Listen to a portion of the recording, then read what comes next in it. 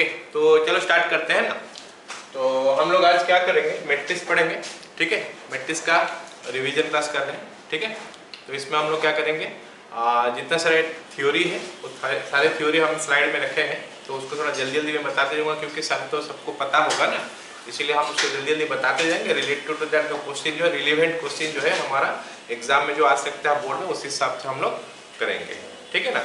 Not for JEE के लिए हम नहीं कर रहे, पूरा बोर्ड के लिए कर रहे हैं, ओके, ठीक है। फिर भी कुछ क्वेश्चन, छोटा छोटा क्वेश्चन जो हो सकता है तुमको लग रहा है मेरे को सब पता है, हो सकता है वैसे टाइप का कुछ क्वेश्चन तुम लोग को आएगा नहीं, ओके ना, उस टाइप का क्वेश्चन हम लोग डिस्कशन कर सकते हैं, ठीक है। आसान से आसान क्वेश्चन भी करेंगे, क्योंकि बोर्ड में आसान क्वेश्चन भी आता है, ठीक है। लेकिन प्रॉब्लम है क्या, हमारा जो एमसीक्यू क्वेश्चन अभी होने वाला है, तो एमसीक्यू क्वेश्चन में क्या होता है, क्या जो एग्जैक्ट हम लोग को परफेक्ट होना पड़ता है, ठीक है। ऐसे सब्जेक्टिव क्वेश्चन में हम लोग को क्या करना पड़ता है, उस समय हो सकता है कुछ लाइंस लिखेंगे तो उसमें कुछ मार्क मिलेगा, लेकिन एमसीक्यू क्वेश्चन में हमको पूरा परफेक्ट होना पड़ेगा, तो थोड़ा भी कंफ्यूजन वहाँ पे हमारा गलत हो जाएगा, ओके। तो थ्योरी जो है हम जल्दी जल्दी पढ़ते जाएंगे, जस्ट बताते जाएंगे खाली, ऑल्दो इतना सारे लिखा हुआ है, कुछ लिखाने के लिए मैं रुकूंगा नहीं, जस्ट आराम से बता दूंगा, फिर आगे साइड में चले जाऊंगा। जब इसका क्लास खत्म हो जाएगा तो इसका पीडीएफ मिल जाएगा, पीडीएफ में तुम लोग देख सकते हो थ्योरी, या फिर थ्योरी जो पहले पढ़ा है उसको याद रख सकते हो, उसको देख सकते हो, ठीक है ना। तो पहले देखो मैट्रिक्स क्या होता है। Obviously number of it is rectangular arrangement of numbers, ठीक है। रियल नंबर हो सकता है, कॉम्प्लेक्स नंबर हो सकता है, रेक्टेंगुलर अरेंजमेंट होता है, उसको हम लोग या तो ओपन ब्रैकेट में रखते हैं, स्मॉल ब्रैकेट, या फिर big bracket, close bracket, square bracket में रखते हैं, ठीक है। तो उसमें रोज और कॉलम तो आता ही है ना। ऑर्डर ऑफ ए मैट्रिक्स अगर हम देखेंगे तो ऑर्डर ऑफ ए मैट्रिक्स क्या होता है, it is the number of rows into number of rows cross number of columns, but we are not going to multiply that, हम उसको मल्टीप्लाई नहीं करेंगे। हम बोलेंगे क्या, अगर नंबर ऑफ रोज m है और नंबर ऑफ कॉलम्स n है, तो हम उसको बोलेंगे m by n matrix, not that m into n, m into n नहीं होगा, m क्रॉस n, या फिर that is m by n matrix, ठीक है। तो उसको लिखने का तरीका ये हो गया, मान लेते हैं एक मैट्रिक्स है तो A can be written like this, got it. तो ये सबको समझ में आ गया, ऑलराइट। चलो आगे देखते हैं। एक क्वेश्चन अगर हम करेंगे, क्या बोला है कि इफ ए मैट्रिक्स, बहुत पॉसिबिलिटी है कि ऐसे क्वेश्चन आ जाए, ठीक है। एक मैट्रिक्स का दे देगा कितना एलिमेंट है, alright, number of element, obviously एक मैट्रिक्स का कितना तो एलिमेंट होता है, अगर m इंटू n, m हो गया नंबर ऑफ रोज, n हो गया नंबर ऑफ कॉलम्स, तो number of element will be m into n, okay, ये इंटू हो जाएगा अभी, तो that is the number of element.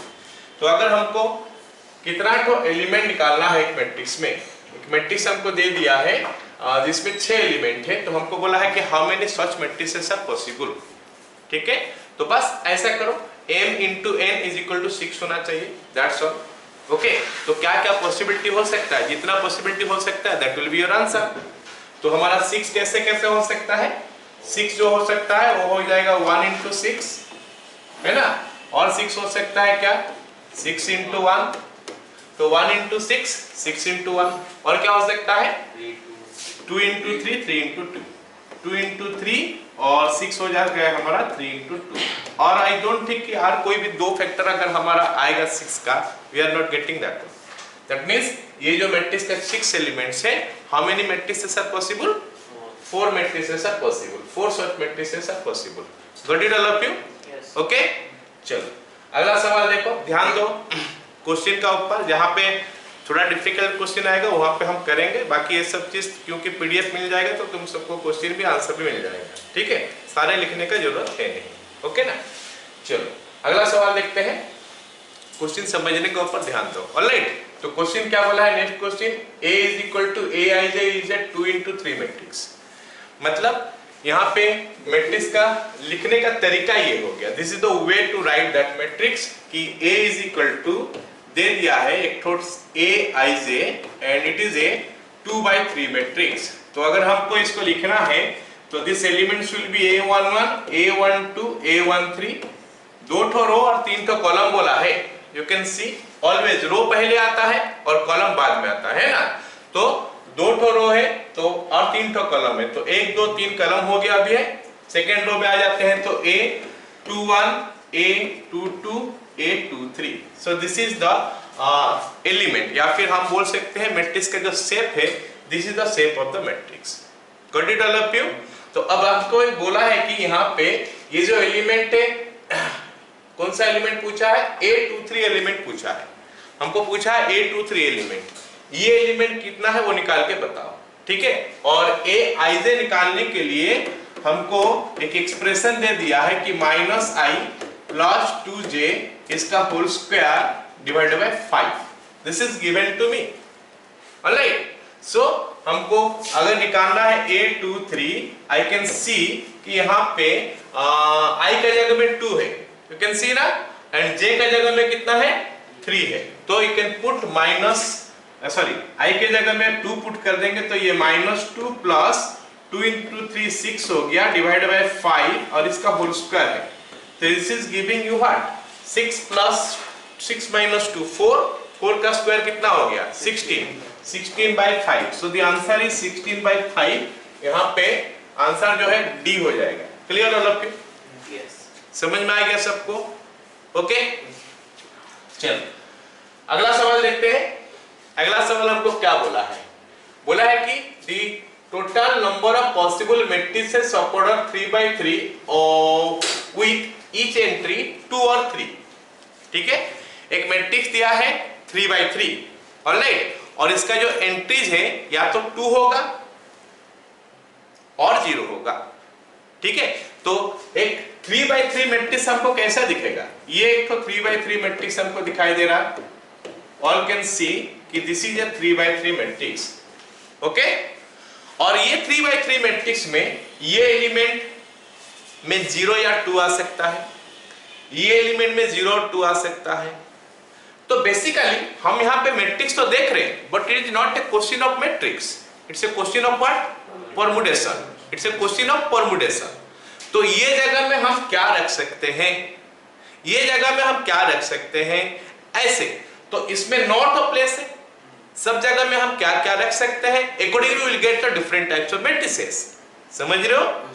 तो यहाँ पे ईच प्लेस में हम 2 वेज में फिलअप कर सकते हैं, है ना?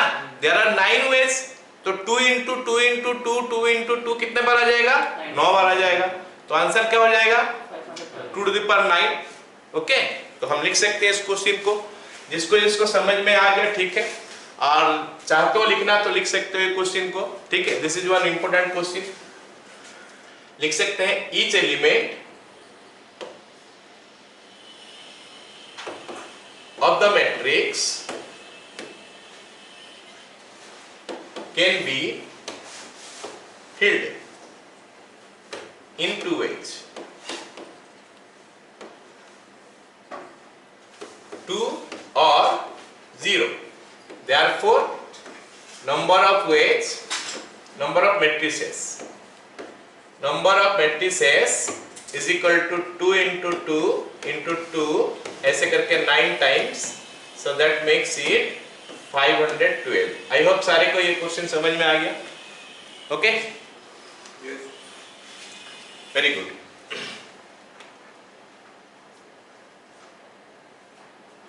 ओके, चलो अब अगला क्वेश्चन देखते हैं। फिर से भूल गया।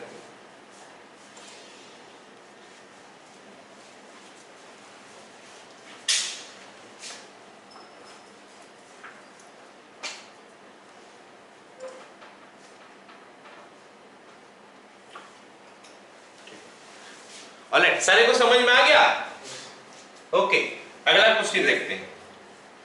अगला क्वेश्चन क्या बोला है कि determinant of A matrix is, okay, determinant of identity matrix is. ये में आगे हम लोग पढ़ेंगे, बट अभी तक तुम लोग को पता हो कि आइडेंटिटी मैट्रिक्स क्या होता है। 1 0 0 1 है ना, फिर 1 0 0 0 1 0 0 0 1, उसको आइडेंटिटी मैट्रिक्स बोलते हैं। तो आइडेंटिटी मैट्रिक्स का डिटरमिनेंट का वैल्यू हमेशा 1 होता है। आई थिंक सारे को पता होना चाहिए, है ना। इनफैक्ट अभी मैं यहाँ पे बता देता हूँ कि अगर हमारा एक तो लोअर ट्रायंगुलर मैट्रिक्स हो गया, या फिर अपर ट्रायंगुलर मैट्रिक्स हो गया, है ना, या फिर डायगोनल मैट्रिक्स हो गया, तो उस टाइप का मैट्रिक्स में हमारा जो वैल्यू आता है, क्या बोलते हैं, वैल्यू जो आता है, उसका डिटरमिनेंट का वैल्यू जो आता है वो क्या आता है, इज इक्वल टू, मान लेते हैं ऐसे है A 0 0 0 B 0 और 0 0 C, ऐसे टाइप का मैट्रिक्स अगर हम देख रहे हैं तो इसका डिटरमिनेंट का वैल्यू जो है ना वो कितना आता है, डायगोनल एलिमेंट को मल्टीप्लाई कर दोगे तो। अच्छा एक मिनट और बता दूं, डायगोनल एलिमेंट किसको बोलते हैं? एक मैट्रिक्स जिसका डायगोनल एलिमेंट किसको बोलते हैं? अगर Aij है मैट्रिक्स का एलिमेंट का नाम, तो जहां पे I = j हो जाएगा वो डायगोनल मैट्रिक्स हो जाएगा, है ना? ओके, चाहे वो स्क्वायर मैट्रिक्स हो चाहे वो स्क्वायर मैट्रिक्स ना हो तो भी। अगर मान लेते हैं 2/3 मैट्रिक्स है, it is not a square matrix, समझ रहे हो मेरे बात? It is not a square matrix, it is A rectangular matrix, but इसका भी डायगोनल एलिमेंट हम बना सकते हैं। A11 और A22 ये डायगोनल मैट्रिक्स हो गया। तो अगर I = j हो गया तो हम उसको क्या बोलते हैं? Diagonal element. Diagonal elements are what? Aij, जहां पे कि I = j होता है। तो it may be A square matrix, it may not be A square matrix. अगर स्क्वायर मैट्रिक्स हो गया तो उसका जो डायगोनल होता है उसको हम लोग बोलते हैं क्या? Leading diagonal. जहां पे I = j होता है उसको हम लोग बोलते हैं क्या? लीडिंग डायगोनल, या फिर प्रिंसिपल डायगोनल भी हम उसको बोलते हैं। आ गया समझ में? चलो अगला सवाल देखते हैं। Equality of to matrices. Alright, ये हम पढ़ चुके हैं। इक्वालिटी ऑफ टू मैट्रिसेस क्या होता है? दो मैट्रिक्स अगर दोनों का ऑर्डर सेम होगा तो। इक्वालिटी हम तब डिफाइन कर सकते हैं अगर दोनों का ऑर्डर सेम होगा तो। मैट्रिक्स का केस में हमारा वैल्यू नहीं मिलता है, डिटरमिनेंट में हम वैल्यू निकालते हैं, इसमें वैल्यू नहीं निकलता है, तो मैट्रिक्स का वैल्यू नहीं निकलेगा। तो दो मैट्रिक्स अगर इक्वल होना चाहिए, इसका मतलब दोनों का ऑर्डर सेम होगा, मतलब पूरा सेम दिखेगा दोनों, और कॉरेस्पॉन्डिंग एलिमेंट भी सेम होगा। कॉरेस्पॉन्डिंग एलिमेंट बोलने से समझते हो, फर्स्ट रो का फर्स्ट एलिमेंट दूसरा का फर्स्ट रो का फर्स्ट एलिमेंट का सेम होगा, मतलब दोनों का A11। अच्छा मान लेते एक मैट्रिक्स को मैं A नाम दिया, एक मैट्रिक्स को मैं B नाम दिया, है ना? तो A11 और B11 सेम होगा, A22 B22 सेम होगा, A12 B12 सेम होगा, A21 B21 सेम होगा। ऐसे टाइप का केसेस में हम क्या बोलते हैं? दोनों मैट्रिक्स इक्वल है। मतलब सिंपल सा कंडीशन याद आ गया सबको कि दोनों का ऑर्डर सेम होना चाहिए और दोनों का कॉरेस्पॉन्डिंग एलिमेंट सेम होना चाहिए, तो जाके मैट्रिक्स दोनों इक्वल है। ठीक है, चलो अब types of matrices. Row matrix पता है, मैट्रिक्स में खाली एक रो होगा, कॉलम उसमें कितना भी हो सकता है, रो विल बी ओनली वन। सो इस टाइप का मैट्रिक्स हमारा, इसका ऑर्डर क्या होगा? 1/n, है ना? 1/n, एक रो और n number of columns. Then you have column matrix, इसमें एक ही कॉलम होगा, रो हो जाएगा हमारा जितना भी हो सकता है, column will be 1। Alright, column matrix. इसको रो मैट्रिक्स को रो वेक्टर भी बोलते हैं और कॉलम मैट्रिक्स को कॉलम वेक्टर भी बोलते हैं। ऐसे देखा होगा हम लोग वेक्टर तो पढ़ रहे हैं, तो वेक्टर में भी हम लोग मैट्रिक्स का फॉर्म में वेक्टर को रिप्रेजेंट करते हैं जब स्केलर ट्रिपल प्रोडक्ट लिखते हैं तो, ठीक है ना? तो एक रो में वो होता है। ऑलराइट, नेक्स्ट आ गया हमारा सिंगलटन मैट्रिक्स। ये एक ऐसा मैट्रिक्स है जिसमें एक ही एलिमेंट खाली आता है। सिंगलटन मैट्रिक्स जिसमें खाली एक एलिमेंट आता है, जैसे A11। तो इस सिंगलटन मैट्रिक्स को हम काफी सारी चीज बोल सकते हैं। A11 इसको रो मैट्रिक्स भी बोल सकते हैं कि रो है, कॉलम मैट्रिक्स भी बोल सकते हो, इसको स्क्वायर मैट्रिक्स भी बोल सकते हो, ठीक है ना? It the smallest square matrix, मतलब smallest order of square matrix. क्या समझ में आया? कौन हो? ओके, तो ये हो गया हमारा square matrix. Clear? Alright, next आ गया हमारा क्या? Singleton matrix. नेक्स्ट आ गया हमारा नॉन मैट्रिक्स। बात नाम से पता चलता है, इसका सारे एलिमेंट जीरो होना चाहिए। ऑर्डर इज नॉट फिक्स्ड, इसका कुछ भी ऑर्डर हो सकता है। ये रो मैट्रिक्स भी हो सकता है, कॉलम मैट्रिक्स भी हो सकता है, रेक्टेंगुलर मैट्रिक्स भी हो सकता है, कोई भी ऑर्डर का, और स्क्वायर मैट्रिक्स भी हो सकता है, कोई भी ऑर्डर का। ठीक है, चलो ये हमारा आ गया क्या? Zero matrix. स्क्वायर मैट्रिक्स जिसका number of rose number of column same होना चाहिए, और अगर number of rose number of column same नहीं होता है तो हम उसको बोलते हैं रेक्टेंगुलर मैट्रिक्स। ऑलराइट, अच्छा रेक्टेंगुलर मैट्रिक्स में भी हम उसको दो टाइप का बोल सकते हैं, एक हॉरिजॉन्टल मैट्रिक्स, एक वर्टिकल मैट्रिक्स। हॉरिजॉन्टल मैट्रिक्स में क्या होता है? Number of columns more than the number of रोज, और वर्टिकल मैट्रिक्स में number of rose is more than number of columns. याद आ गया ना ये? ओके, नेक्स्ट स्क्वायर मैट्रिक्स में बोल दिया हो कि डायगोनल एलिमेंट को हम लोग क्या बोलते हैं, लीडिंग डायगोनल या फिर प्रिंसिपल डायगोनल। ठीक है, चलो अब डायगोनल मैट्रिक्स आ गया। डायगोनल मैट्रिक्स में क्या होता है, स्क्वायर मैट्रिक्स है ये, जिसका लीडिंग डायगोनल का एलिमेंट नॉन जीरो होगा, बाकी सब एलिमेंट जीरो हो जाएगा। लीडिंग डायगोनल का एलिमेंट नॉन जीरो होगा, rest of the elements will be zero. All elements except the principal diagonal in a square matrix are zero, तो हम इसको डायगोनल मैट्रिक्स बोलते हैं। और डायगोनल मैट्रिक्स को हम चाहेंगे तो D1, D2, D3 में लिख सकते हैं 3/3 का। और अगर मैं इसको एग्जैक्ट मैट्रिक्स देखूं तो D1 0 D 0 D2 0 0 0 D3 लिख दूंगा। तो ये हमारा एक्सपांशन का फॉर्म में है, दिस इज नोटेशन का फॉर्म में है। ये हमारा आ गया क्या, डायगोनल मैट्रिक्स। ठीक है, ये डायगोनल मैट्रिक्स में अगर ये एलिमेंट सारे सेम हो गया तो हम उसको बोलेंगे क्या, स्केलर मैट्रिक्स। ये एलिमेंट सब सेम हो गया, D1 D2 D3 का बजाय D D D हो गया तो हम उसको बोलेंगे क्या, स्केलर मैट्रिक्स। और अगर एलिमेंट सब 1 हो गया तो हम बोलेंगे आइडेंटिटी मैट्रिक्स या फिर यूनिट मैट्रिक्स। ऑलराइट, बाकी सब मैट्रिक्स जो है ना उसका नाम हम कुछ भी दे सकते हैं, लेकिन जब यूनिट मैट्रिक्स हो जाएगा उसका नाम हम आई लिख देंगे। ठीक है, and sometimes you will get the unit matrix as IN, है ना। जब IN लिखा होगा तो हमको समझना है कि ये एक यूनिट मैट्रिक्स है और nth ऑर्डर। जब I2 लिखेंगे तो it is a unit matrix of second order, and वो मैट्रिक्स क्या हो जाएगा, ऑफ कोर्स 1 0 0 1, है ना। और अगर थर्ड ऑर्डर का होता 1 0 0 0 1 0 0 0 1। ठीक है, तो इसका मतलब हो गया क्या, हमारा ये जो यूनिट मैट्रिक्स है इसको हम स्केलर भी बोल सकते हैं, इसको हम डायगोनल भी बोल सकते हैं। ठीक है, स्केलर मैट्रिक्स को डायगोनल मैट्रिक्स भी बोल सकते हैं। तो इतना तक सबको समझ में आ गया, याद आ गया, इनफैक्ट समझ में क्या याद आ गया सबको। ठीक है ना, स्केलर मैट्रिक्स हो गया हमारा। अपर ट्रायंगुलर मैट्रिक्स ये बोल क्या रहा है कि लीडिंग डायगोनल जो है, प्रिंसिपल डायगोनल जो है, उसका नीचे का सारे एलिमेंट जीरो होना चाहिए। दैट इज द कंडीशन, नीचे का सारा एलिमेंट जीरो होना चाहिए, कुछ ऐसा 2 3 0 1। सो ये हमारा क्या हो गया, एक अपर ट्रायंगुलर मैट्रिक्स जिसका लीडिंग डायगोनल जो है ना उसका नीचे का सारे एलिमेंट जीरो है।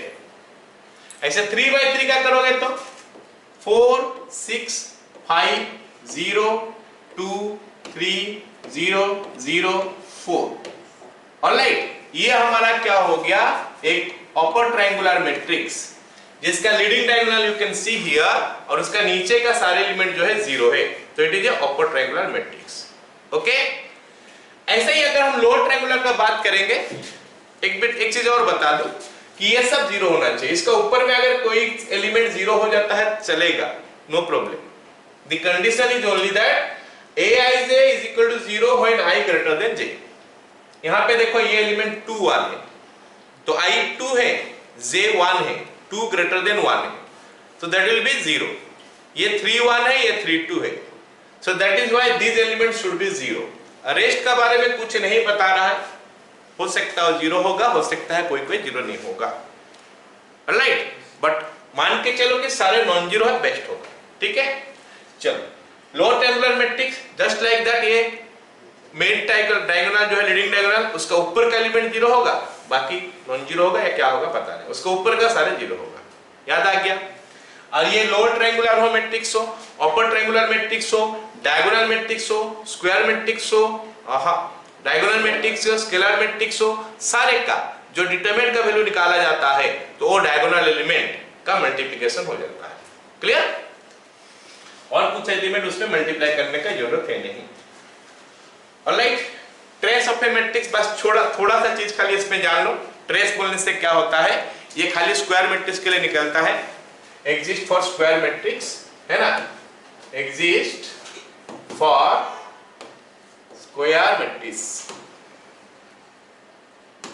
Okay, exist for square matrix. और ट्रेस निकालते कैसे है, डायगोनल एलिमेंट जो है ना उनका सॉम कर देंगे।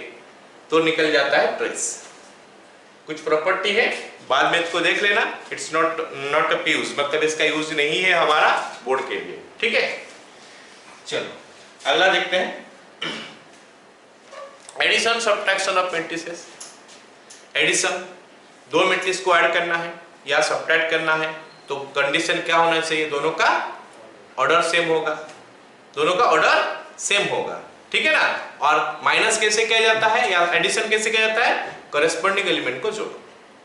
इसमें वैल्यू नहीं निकलता है कि पहला का वैल्यू निकालेंगे दूसरा का वैल्यू निकालेंगे फिर जोड़ देंगे, बस दोनों का ऑर्डर सेम होना चाहिए, फिर कॉरेस्पॉन्डिंग एलिमेंट को जोड़ दो या फिर कॉरेस्पॉन्डिंग एलिमेंट को माइनस कर दो। तो ये हो गया हमारा एडिशन सब्ट्रैक्शन। सब्ट्रैक्शन का कोई प्रॉपर्टी ऐसे होता नहीं है, एडिशन का प्रॉपर्टी होता है, ठीक है। एडिशन का क्या क्या प्रॉपर्टी होता है, चलो एक क्वेश्चन पहले करते हैं ना, ठीक है। ये क्वेश्चन लिख लो, इसको करते हैं।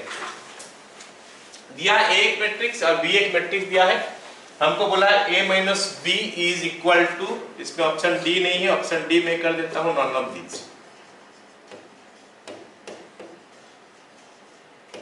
ऑप्शन डी हमारा नॉन ऑफ दीज हो गया।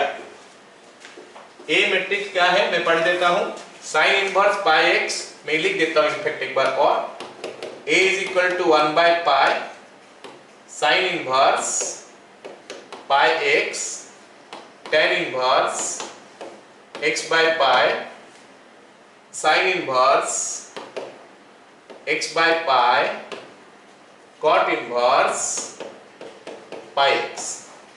और B मैट्रिक्स हमको दिया है क्या, 1 by pi cos inverse pi x tan inverse x by pi sin inverse x by pi और then minus of tan inverse क्या पाई एक्स। ओके, ये हमको दिया है, हमको बोला है कि a माइनस बी निकालो।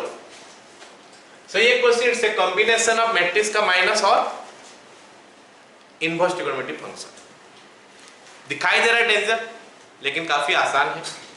It's a combination of matrix और साथ में इनवर्स ट्रिगोनोमेट्रिक फंक्शन का यूज यहाँ पे है। तो इसमें हमको क्या करना है, a और b को माइनस करना है। तो आई कैन सी कि a और b दोनों में 1 बाय पाई कॉमन है, इसमें भी है इसमें भी है, कॉमन है। और हमको माइनस करना है, ध्यान से देखो, जब हम माइनस करेंगे यहाँ पे एलिमेंट एक तो माइनस है, सॉरी है ना, a माइनस b करोगे, ध्यान से देखो, a sign inverse pi x है, b minus of sine inverse pi x है, तो it will B sign inverse pi x minus sin inverse pi x plus cos inverse pi x। Are you getting it? है ना, sin inverse pi x plus cos inverse pi x। Clear? चलो आगे जाते हैं। अब इसको इसके साथ माइनस करेंगे, ये तो दोनों सेम है ना, दोनों सेम है तो माइनस करने से जीरो हो जाएगा, यस और नो? क्लियर? ऐसे अब ये दोनों को माइनस करेंगे तो मेरे को लगता है ये दोनों भी सेम है, सो इसका भी वैल्यू जीरो हो जाएगा। अब ये दोनों को माइनस करेंगे, किसको, ये last cot inverse pi x, फिर minus of minus makes it plus, तो cot inverse pi x plus sine inverse pi x. अरे समझा कि नहीं रे? आ गया समझ में? कहां पे? अच्छा लास्ट वाला, plus tan inverse pi x. अब ये वैल्यू हमारा पाई बाय 2, ये वैल्यू पाई बाय 2, ये जीरो है, so what you are getting now is equal to 1 by pi by 2 0 0 pi by 2।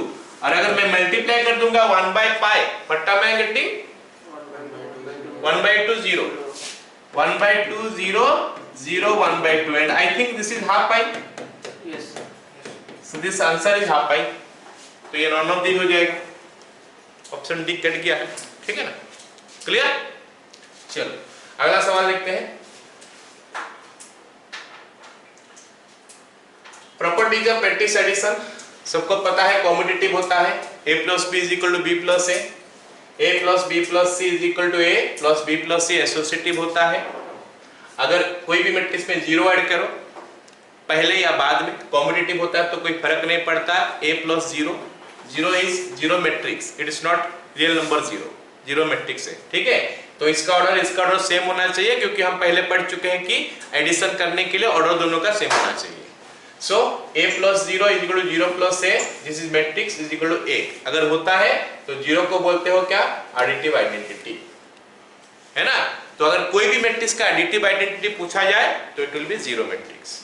ऐसे ही एक मैट्रिक्स में अगर मैं कुछ ऐड करता हूं तो हमको जीरो मैट्रिक्स मिलता है ना, और इसीलिए हम माइनस ए को बोलते हैं एडिटिव इनवर्स।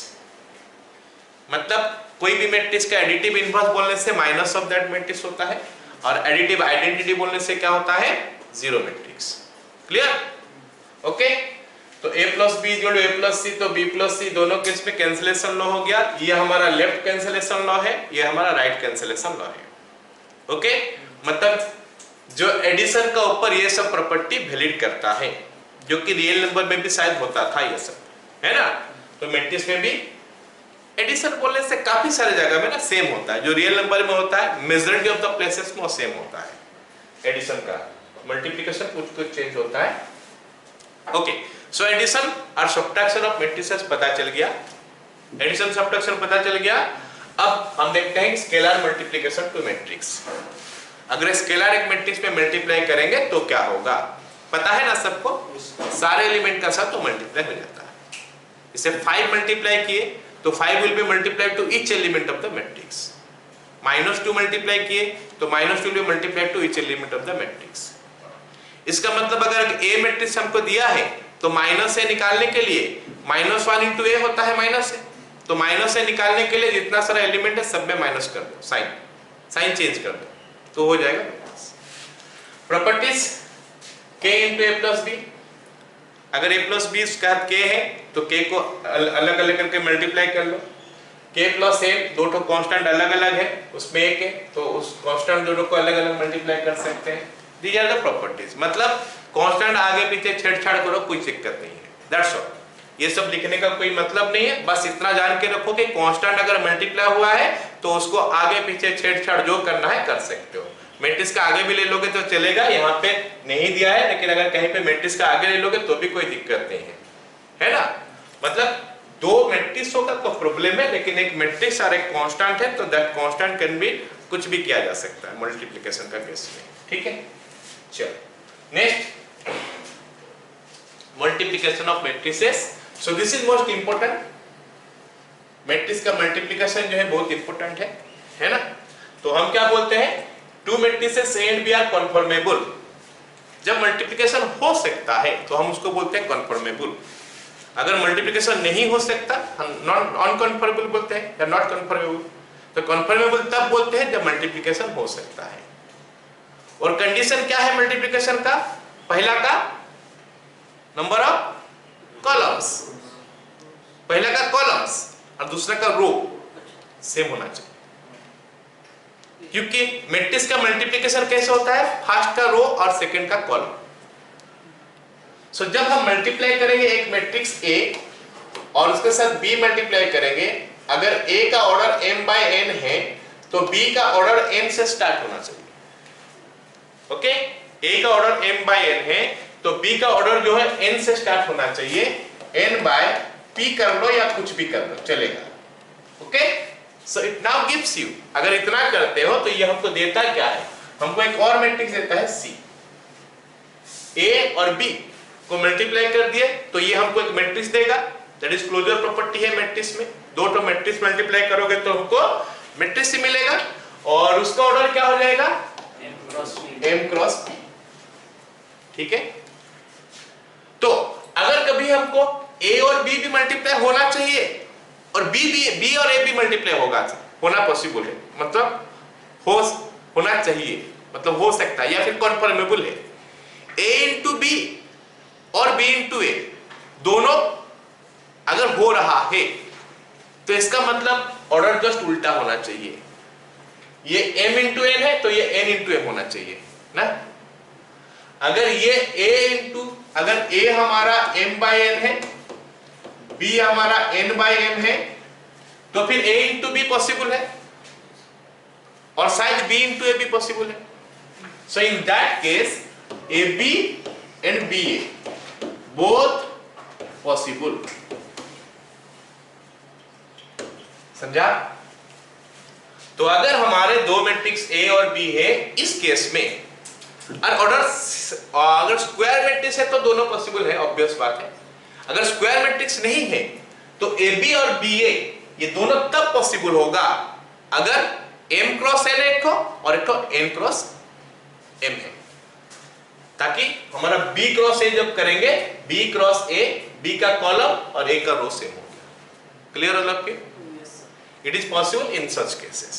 ठीक है, प्रॉपर्टी AB BA अगर होता है तो भी कोई जरूरी नहीं है कि इक्वल होगा, इन जनरल इक्वल नहीं है, लेकिन हो सकता है। बट हम ऐसे तो नहीं बोल सकते ना AB is equal to BA या AB is not equal to BA भी हम नहीं बोल सकते, इन जनरल नहीं होता है ना। A into BC is equal to ABC associative law को ओबे करता है provided they are conformable. Then I into A identity matrix इसके हाथ पे मल्टीप्लाई करो तो सेम मैट्रिक्स आ जाता है। कॉम्पिटिटिव तो है नहीं, लेकिन I into A into I हो जाता है ना। A into B plus C distributive law AB is equal to AC implies B is equal to C, ऐसा नहीं है। AB is equal to AC implies B is equal to C, ऐसा नहीं होता है। मतलब कैंसलेशन लॉ जो है ना ये ओबे नहीं करता है। कैंसलेशन लॉ ये हमारा ओबे नहीं करता है मैट्रिक्स का केस में। हाँ होगा, कब होगा? अगर हम ये बता दे कि A is a non singular matrix. समझो, अगर A is a non singular matrix ये बता दे तो हम बोल सकते हैं कि AB is equal to BC implies B is equal to C। क्यों? अगर नॉन सिंगुलर मैट्रिक्स है, हम आगे पढ़ेंगे, थोड़ा तो याद होगा तुम लोग को, नॉन सिंगुलर मैट्रिक्स होने से उसका इनवर्स मिलता है ना। उसका इनवर्स मिलेगा तो, और दूसरा कंडीशन होना चाहिए कि स्क्वायर मैट्रिक्स है, क्योंकि इनवर्स निकालने के लिए स्क्वायर मैट्रिक्स तो जरूरी है, तो ये स्क्वायर मैट्रिक्स होना चाहिए। स्क्वायर मैट्रिक्स नहीं होने से नहीं होगा। तो if A is a square matrix है ना, अगर A is a square matrix and AB is equal to AC और नॉन सिंगुलर तो B is equal to C होगा। क्यों? प्री मल्टीप्लिकेशन कर सकते हैं, A inverse into A, that will be I into B is equal to I into C। हमेशा होगा ये हमेशा होगा ना। ये हो सकता है कभी कभी हो जाएगा, लेकिन कोई गारंटी नहीं है। हम जब लॉ लिखते हैं, कुछ प्रॉपर्टी लिखते हैं, that is valid for everything, generalise कर देते हैं उसको, है ना। तो ये जनरलाइज नहीं है। तो मैट्रिक्स में AB is equal to AC में कंक्लूजन नहीं ड्रा करना है कि B is equal to C। अगर कभी दे दिया है AB is equal to AC implies B is equal to C, उसे हम क्या कंक्लूजन ड्रॉ करेंगे? A is a square matrix non singular, या फिर A is invertible, that's all. क्योंकि A इज इनवर्टिबल में सारी चीज होता है, स्क्वायर मैट्रिक्स तो होता ही है और नॉन सिंगुलर होता है। क्लियर? तो ये बात यहाँ पे इंपॉर्टेंट है, समझना है। ठीक है, if AB is equal to 0, उससे भी हम ये कंक्लूजन नहीं ड्रॉ करेंगे कि A इज जीरो मैट्रिक्स या फिर B इज जीरो मैट्रिक्स, ऐसे कंक्लूजन नहीं ड्रॉ करेंगे। हो सकता है A non zero B non zero है, हम क्लास करते समय उस समय एग्जाम्पल भी दिए थे। A B जीरो मैट्रिक्स नहीं है, फिर भी A इंटू B जीरो होता है। क्लियर? चलो अब देखो ये प्रॉपर्टी, सॉरी क्वेश्चन करते हैं। ठीक है, पूरा आसान सा क्वेश्चन है। हमको बोला है कि इसका ऑर्डर कितना है बता दो, इसके साथ ये मल्टीप्लाई हुआ है ना। मेरे को बताओ इसका ऑर्डर क्या है, क्योंकि ये दोनों माइनस है तो सेम ऑर्डर का होना चाहिए और रिजल्ट भी तो सेम ऑर्डर का होगा। 2/3 मैट्रिक्स है, ठीक। इसका ऑर्डर क्या है? 3/2। तो हमको तो ऑर्डर ही लिखना है, मल्टीप्लाई नहीं करना है, कैलकुलेशन नहीं करना है कुछ। दिस माइनस दिस, उसके बाद दिस इंटू दिस, फिर लास्ट पे रिजल्ट लिखना है, नॉट लाइक दैट। खाली ऑर्डर ही लिखना है, तो विल डू दिस वन 2/3 3/2। तो आंसर मेरे को लगता है 3/3 होगा। क्लियर? तो दिस कैंसिल हो जाएगा, तो दिस इंटू दिस हो जाएगा आंसर। ओके ना? ठीक है, चलो अगला सवाल देखते हैं। ये सवाल आसान सवाल है, लेकिन फिर भी इंपॉर्टेंट है, कभी कभी गलती कर देता है बच्चा। ठीक है ना? और कैलकुलेशन का पीछे पड़ जाता है। चलो कैलकुलेट करते हैं, करने के बाद निकालते हैं, ठीक है। चलो अगला सवाल देखो। ए दिया इतना, find the value of Y. Simple सा क्वेश्चन है, थोड़ा टाइम टेकिंग है क्योंकि यहाँ पे हमको मल्टीप्लाई करना पड़ेगा। अब मल्टीप्लाई सबको याद होगा, ठीक है ना। मल्टीप्लाई कैसे करते हैं? Row by column, first row first column. जिसको याद नहीं है you can write this one, okay. So this x plus 2y, alright. Second row first column 2x plus y. So ये एक मैट्रिक्स हो गया, ये एक मैट्रिक्स हो गया। अब ये मल्टीप्लिकेशन हो गया। अब हमको आगे क्या करना है? इक्वालिटी ऑफ मैट्रिसेस को यूज करना है। इक्वालिटी ऑफ मैट्रिसेस में क्या करोगे? पहला element x plus 2y is equal to 5, 2x plus y is equal to 4। निकालने के लिए बोला है y, मतलब x को उड़ाओ, है ना। x को उड़ाते हैं तो इसमें 2 मल्टीप्लाई कर देंगे तो आएगा 2x plus 4y is equal to 10, minus minus minus will give you minus 3y is equal to minus 6, y is equal to 2। Got it all of it? Yes. So यहाँ पे y का value हमारा आ गया क्या? 2, right ना। अरे तुम लोग को सबको समझ में आ रहा है? यस। ओके, चलो अगला सवाल देखते हैं। ओके, क्या बोला है? For any two matrices A and B, तो इसमें से कौन सा कंक्लूजन हम ड्रॉ करेंगे? कोई बताओ वो क्या होगा? A B is equal to B होता है क्या?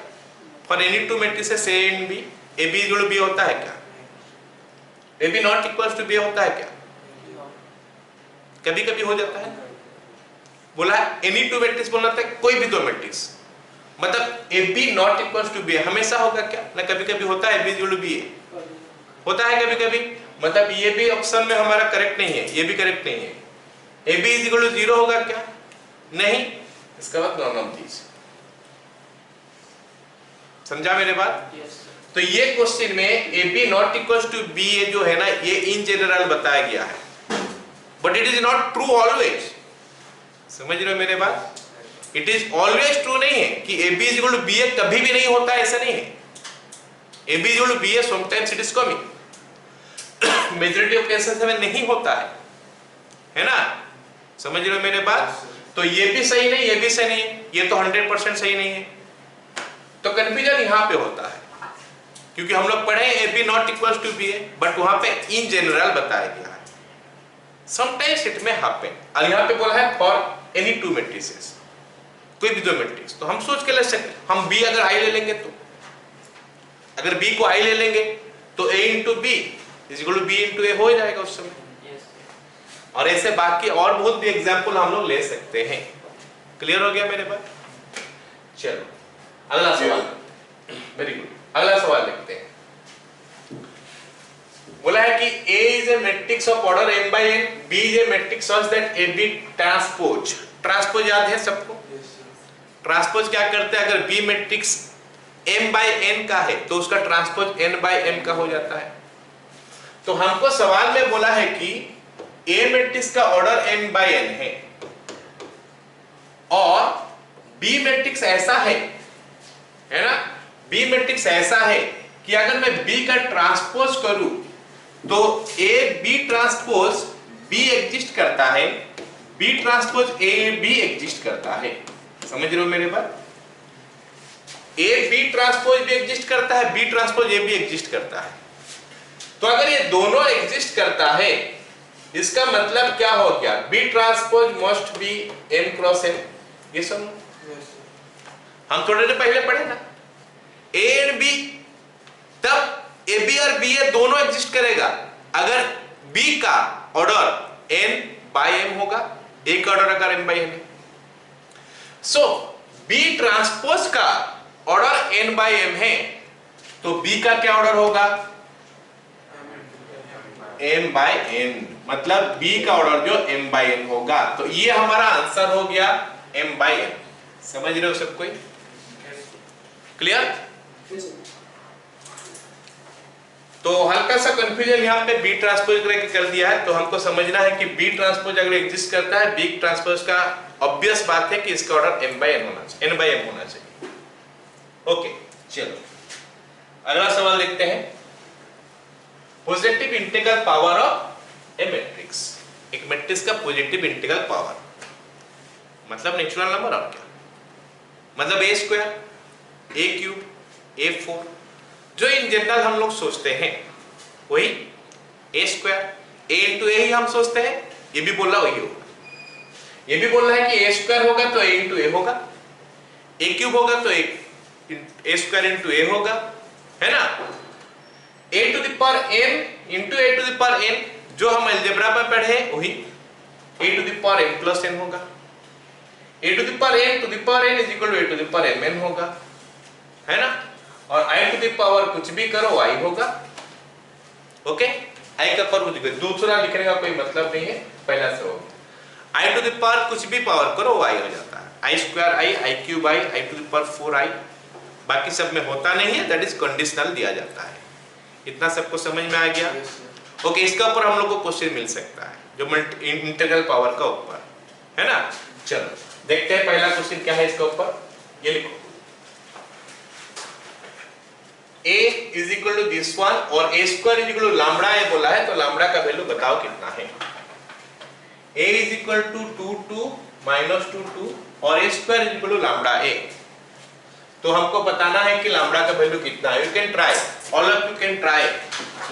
a square is equal to, जिसको डाउट है थोड़ा भी तो यहाँ पे देख सकते हो, और जिसको डाउट एकदम नहीं है कुछ तो तुम लोग खुद से करो।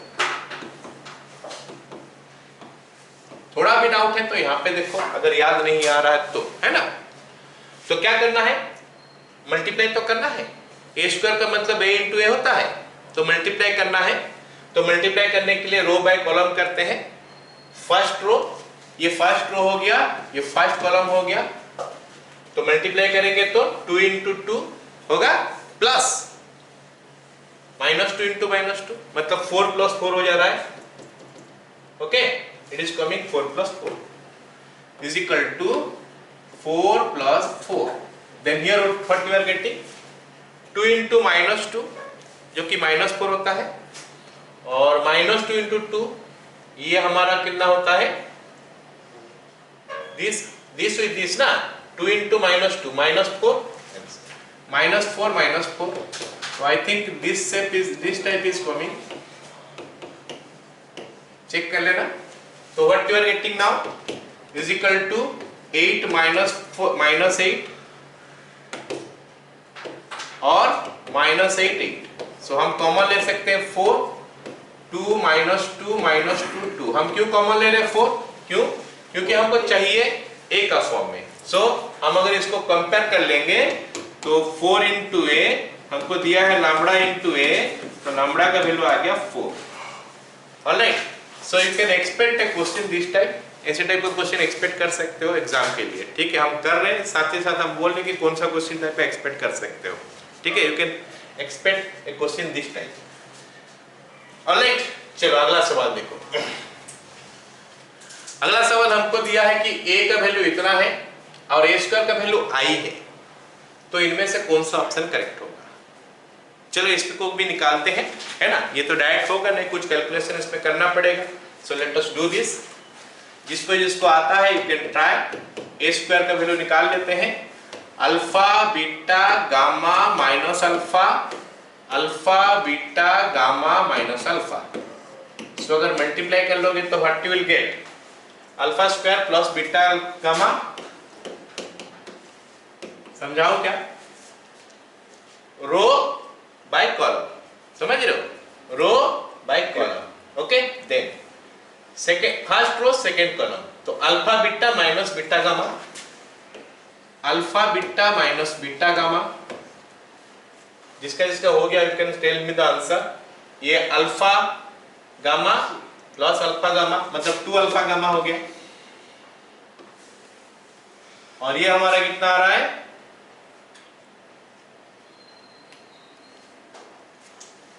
ये कितना आ रहा है, बीटा गामा, नहीं 0 नहीं आ रहा, beta sorry second row second कर दो, beta gamma plus alpha square, beta gamma plus alpha square. Okay, तो इसको बोला है कि आई है, मतलब दिस इज 1001।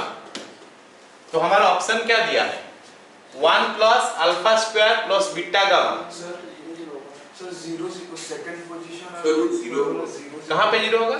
सर जैसे अल्फा का A1 और A1 A2 और A12 और A2 A12 और A21 0 0 ये वाला जीरो हो रहा है, नहीं sir final result final sir multiply multiplication करने के बाद A12 ये वाला यस सर ये जीरो रहा, तो मतलब ये भी कुछ गड़बड़ लिख दिया क्या मैं? हाँ वो भी जीरो अच्छा, मैं 2 alpha beta gamma 2 alpha gamma लिख दिया ना। So it will be alpha gamma minus alpha gamma फिर से, ठीक है। तो ये जीरो हो गया, तो दिया भी है हमको जीरो जीरो, मतलब इसको इक्वेट करना है। Therefore 1 is equal to alpha square plus beta gamma. तो कौन सा ऑप्शन आ रहा है करेक्ट? सी। तो 1 minus alpha square minus beta gamma is equal to 0, C. Clear? Yes चलो अगला सवाल देखते हैं। ये भी जस्ट कैलकुलेशन का है, यहां पे एडजॉइंट भी निकालने के लिए बोला है।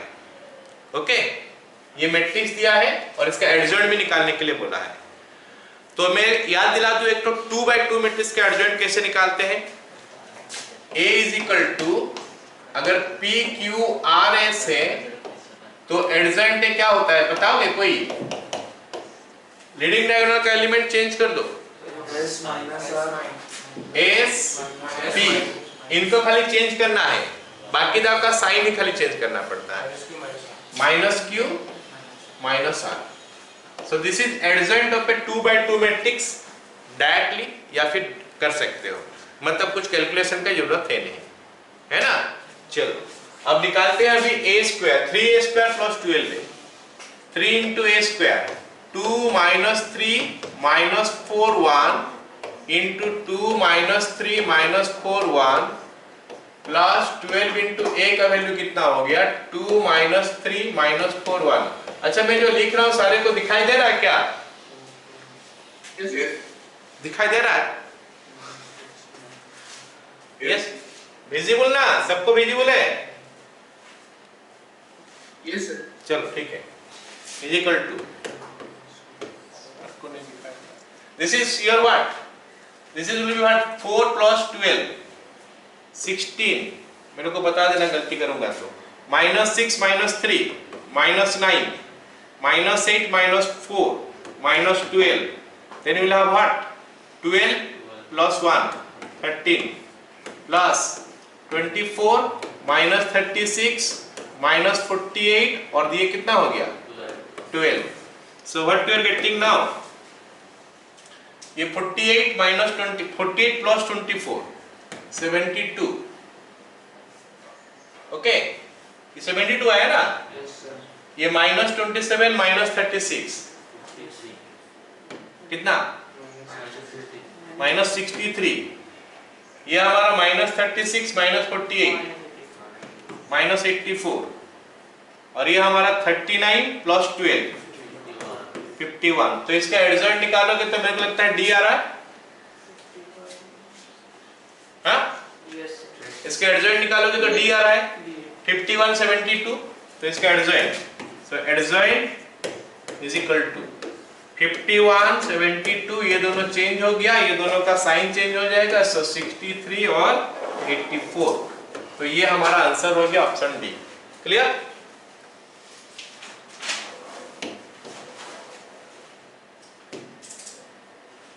ये आंसर है, ठीक है ना। ओके, चलो फिर अगला क्वेश्चन जाते हैं।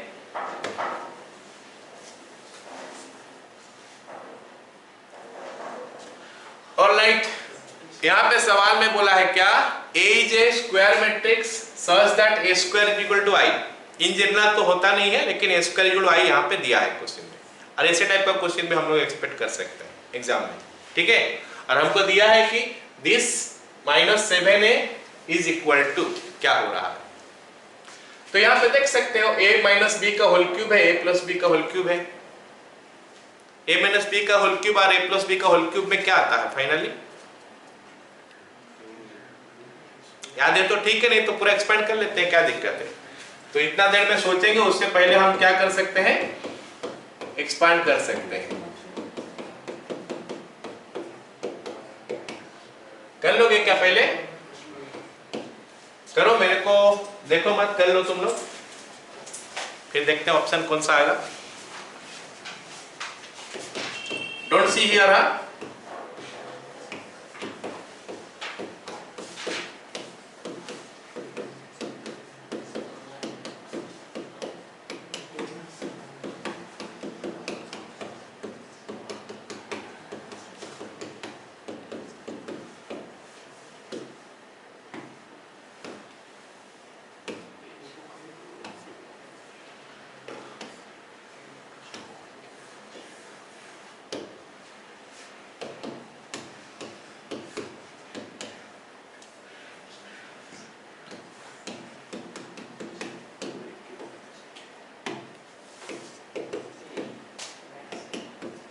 आ गया? कितना आया? ये आया ना?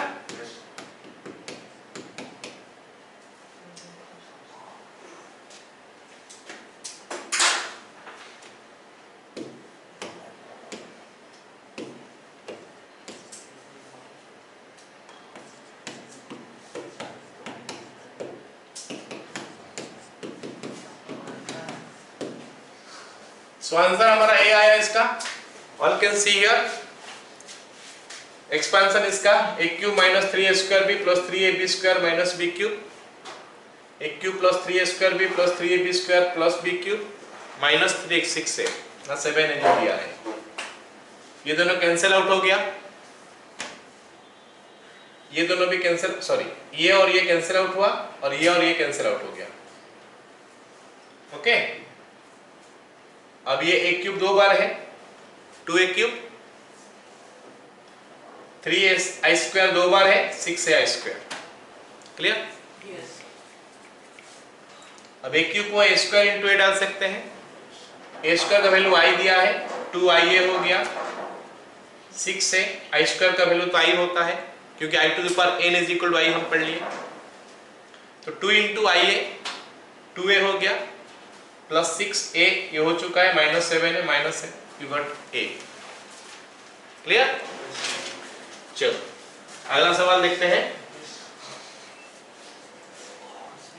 a दिया है, b दिया है, ये थोड़ा और लेंथी क्वेश्चन है, मतलब टाइम टेकिंग है ये, और क्योंकि यहाँ पे हमको a प्लस बी का स्क्वायर भी करना पड़ेगा, a square plus B square भी करना पड़ेगा, और साथ में x प्लस वाई का वैल्यू निकालना पड़ेगा, मतलब सॉल्व करके x और y का वैल्यू निकालना पड़ेगा, उसके बाद वो दोनों को ऐड करना पड़ेगा। चलो start doing. a plus B में पहले निकाल देता हूं, यहाँ पे a plus B 1 plus X, then you have got,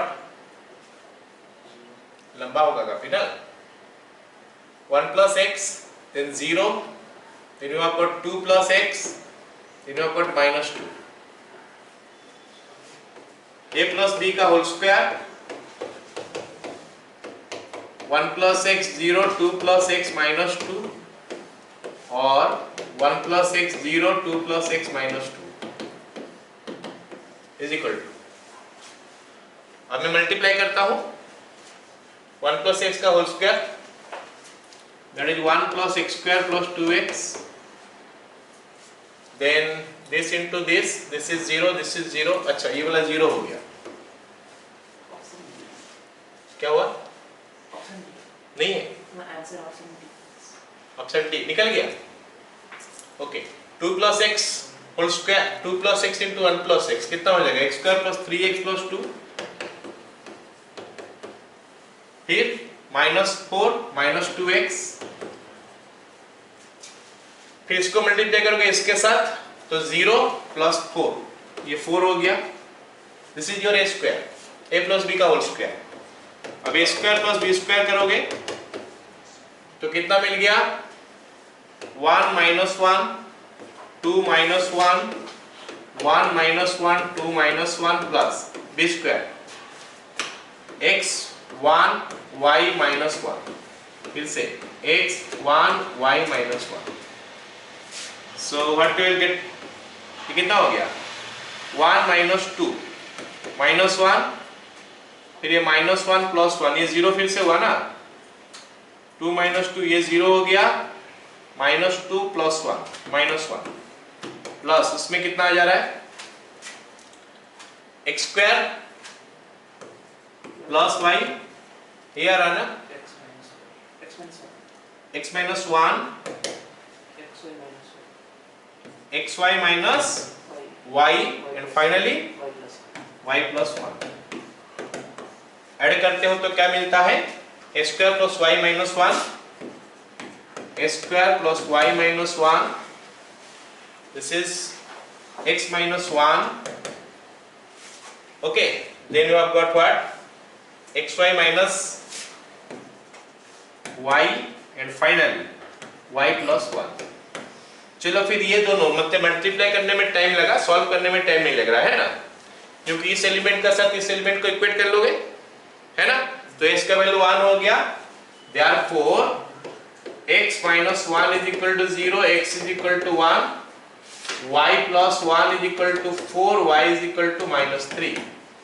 तो अगर मेरे को x plus y निकालना है तो कितना निकल रहा है 1 minus 3 minus 2 माइनस 2 है क्या नहीं है तो कुछ गड़बड़ कर दिया क्या मैं कहाँ पे गड़बड़ हुआ है हाँ हाँ x का वैल्यू 3 है x का वैल्यू 3 आया कैसे ये दोनों इक्वल बोला है ना this is equal to this तो a प्लस b का होल स्क्वायर तो इतना आया इसको डायरेक्टली लिंक कर सकते हैं ab plus ba is equal to 0. क्या करोगे उसको एक्सपांड करके ab plus ba equal to 0. a square plus b square plus ab plus ba is equal to 0 नहीं सर हाँ a square plus b square ठीक है कट गया तो ab plus ba is equal to 0 हाँ ठीक है वो भी आ रहा है ab plus ba is equal to 0 हाँ वो आसान हो जाएगा ठीक है लेकिन इस पे क्यों नहीं आ रहा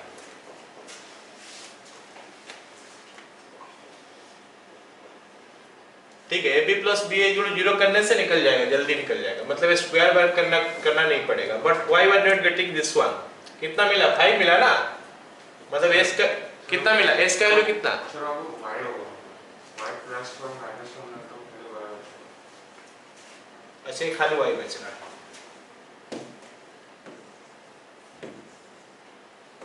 मतलब y का वैल्यू डायरेक्ट 4 आ गया है ना तो ये हमारा y आ गया तो y इज इक्वल टू 4 तो x plus y is equal to 5 ठीक है तो ऑप्शन डी करेक्ट हो गया ओके यस इसमें थोड़ा जल्दी हो जाएगा क्योंकि यहाँ पे स्क्वायर वगैरह करना नहीं पड़ेगा है ना ab is equal to ba ab और ba निकाल के सॉल्व कर सकते हो ठीक है चलो मतलब इरेज हो गया वो कहाँ पे रेज हो गया ये वाला मैट्रिक्स नहीं सर हाथ लग गया सर आपका वो अंडू कर दीजिए अच्छा हो गया ना हाँ सर और करके इसे कर सकते हो ना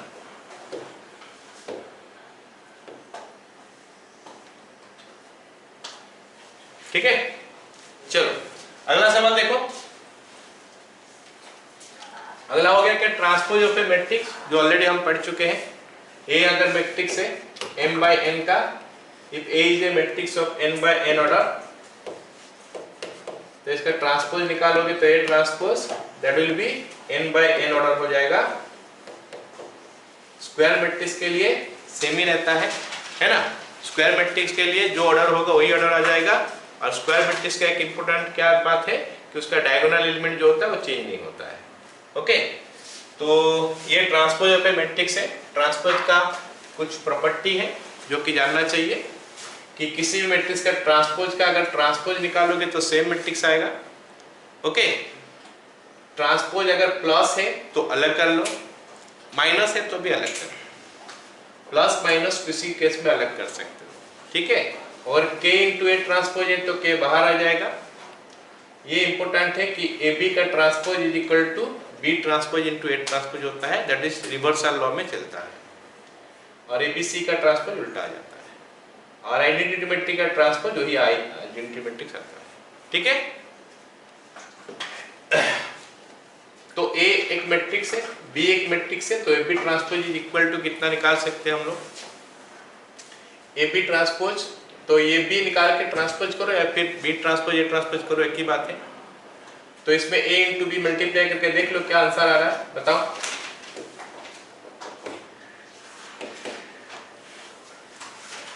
ए इंटू बी 1 माइनस 2 1 2 1 3 इंटू बी 2 1 3 2 1 1। तो मल्टीप्लाई कैसे होता है, रो बाय रो, नहीं रो बाय कॉलम। तो first row first column 2 minus 6 plus 1, first row second column 1 minus 4 plus 1, second row first column 4 plus 3 plus 3, second row second column 2 plus 3. So what I am getting, 2 plus 1 3, minus 3, then minus 2, then 10, then 7। तो इसका हमको बोल रहा है कि transpose निकालो, तो इसका ट्रांसपोज क्या हो जाएगा, minus 3 minus 2 10 7। First row becomes first column, second row becomes second column. ठीक है ना, तो ये हमारा ऑप्शन बी करेक्ट हो गया।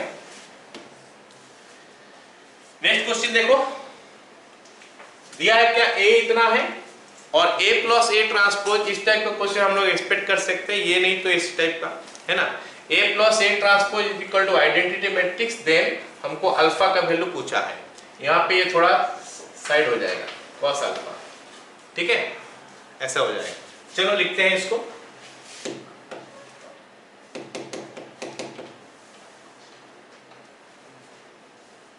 Okay. A plus A transpose is equal to I, so it will be cos alpha, निकाल लिया क्या, Yes. Minus sine alpha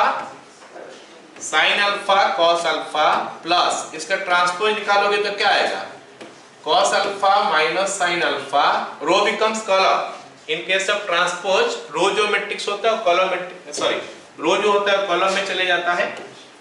sign alpha cos alpha is equal to I मतलब 1001, so what we are getting 2 cos alpha 0 0 2 cos alpha is equal to 1. This implies 2 cos alpha is equal to 1, cos alpha is equal to 1 by 2, alpha का value हो गया pi by 3। तो ये हमारा answer हो गया pi by 3। तो मैं बता रहा हूँ कि हम एक क्वेश्चन तो किए, बट ऐसे टाइप का क्वेश्चन में थोड़ा डिफिकल्ट में दे सकता है, मतलब इक्वेशन जो मिलेगा इतना आसानी से सॉल्व हो जाएगा, हो सकता है थोड़ा डिफिकल्ट आ जाएगा। ओके, मतलब कुछ करना पड़े उसमें, alright. But again you see, हमको क्वेश्चन जो मिलेगा वो question 40 questions you are getting ना, है ना। टाइम 1.5 आवर में करना है तुम लोग को, ठीक है। तो इसीलिए 90 मिनट्स में करना है, तो क्वेश्चन बहुत जल्दी भी नहीं आएगा। यू कैन एक्सपेक्ट इजी, मतलब कैलकुलेशन भी बहुत ज़्यादा भी नहीं होगा, कुछ क्वेश्चन में हो जाएगा। ऑब्वियस बात है कि 40 में से कुछ क्वेश्चन हो सकता है, लेकिन मेजॉरिटी ऑफ द क्वेश्चन में थोड़ा क्वेश्चन जल्दी जल्दी सॉल्व हो जाएगा, उस टाइप का क्वेश्चन ही मिलेगा। क्योंकि ऐसा नहीं है कि हम क्वेश्चन यहाँ पे कर दे रहे तो एग्जाम का प्रेशर में ना वो थोड़ा मुश्किल होता है, हो सकता होगा नहीं होगा उसे, तो इस हिसाब से कोई क्वेश्चन में सोचने में बच्चे को टाइम लगता है, उस हिसाब से क्वेश्चन सेट किया जाएगा, है ना। चलो अगला क्वेश्चन देखो, ये दिया है, ये निकाल सकते हो, you can skip this one, है। Alright, for a square matrix A transpose is what? Okay, इसके लिए थोड़ा हम सिमेट्रिक मैट्रिक्स पढ़ लेते हैं, उसके बाद इसको करते हैं। सिमेट्रिक मैट्रिक्स क्या होता है? सिमेट्रिक मैट्रिक्स क्या होता है?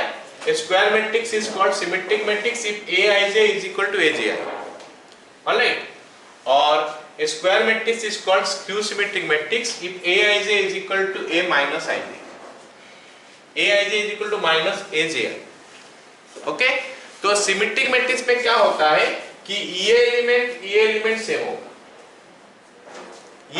A12 ये A21 ये सेम हो जाएगा और ये दो एलिमेंट सेम हो जाएगा, ये एलिमेंट और ये एलिमेंट सेम हो जाएगा और ये दो एलिमेंट भी हमारा सेम हो जाएगा। कौन कौन सा एलिमेंट? ये एलिमेंट सेम हो जाएगा। ओके, ये हमारा लीडिंग डायगोनल है, इसका बारे में कुछ जानने का जरूरत नहीं है, कुछ भी हो सकता है बट ये सब हमारा सेम होगा। अच्छा ये मिट गया क्या? ये दोनों हमारा सेम हो गया, ठीक है। स्क्यू सिमेट्रिक मैट्रिक्स में क्या होता है, ये एलिमेंट सब जीरो हो जाता है। ये कंडीशन को ओबे करेगा तो देखो, अगर आई और जे सेम हो जाएगा तो क्या हो जाएगा, A11 is equal to minus A11, A11 is equal to minus A11, या फिर 2A11 इज इक्वल टू 0, या फिर A11 इज इक्वल टू 0, या फिर आई और जे को इक्वल कर दोगे तो AII is equal to minus AII, है ना। 2AII 0 या फिर AII 0, ये एलिमेंट 0 हो जाएगा और ये दोनों में प्लस माइनस का फर्क आएगा, ये दोनों में भी प्लस माइनस का फर्क आएगा, ये दोनों में भी प्लस माइनस का फर्क आएगा, ठीक है। हम कैसे पता करेंगे कि एक मैट्रिक्स सिमेट्रिक या स्क्यू सिमेट्रिक मैट्रिक्स है? इन जनरल अगर हमको ऐसा दिया होगा मैट्रिक्स का फॉर्म में पूरा तो हम देख के बता सकते हैं, लेकिन अगर मैट्रिक्स का फॉर्म में नहीं दिया होगा, so this is the condition to check if the matrix is symmetric और नॉट।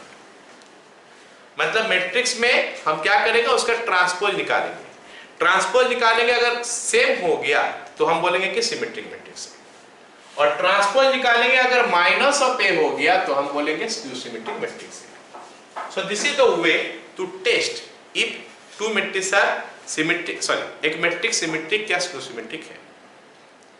तो उसके लिए सिमेट्रिक ट्रांसपोज का प्रॉपर्टी भी हम उसका पहले पढ़े, उस प्रॉपर्टी को भी यूज कर सकते हैं और देखेंगे, है ना।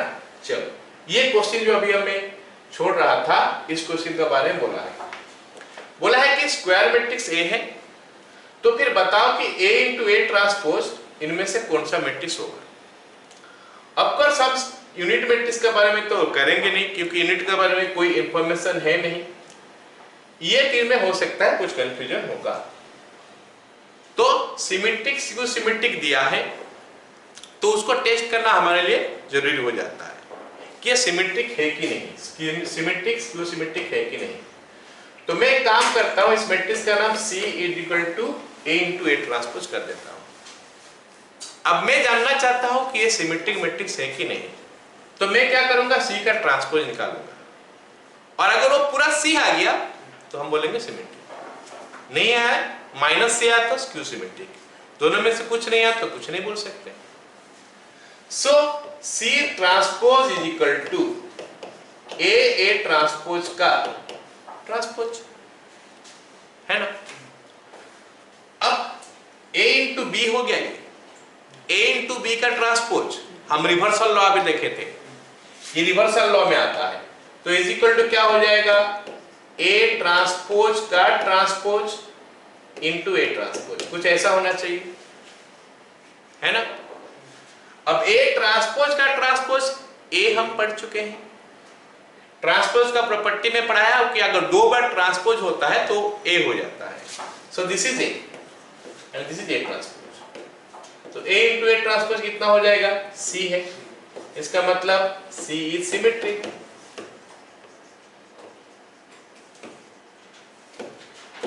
ओके, तो C क्या है, सिमेट्रिक मैट्रिक्स है।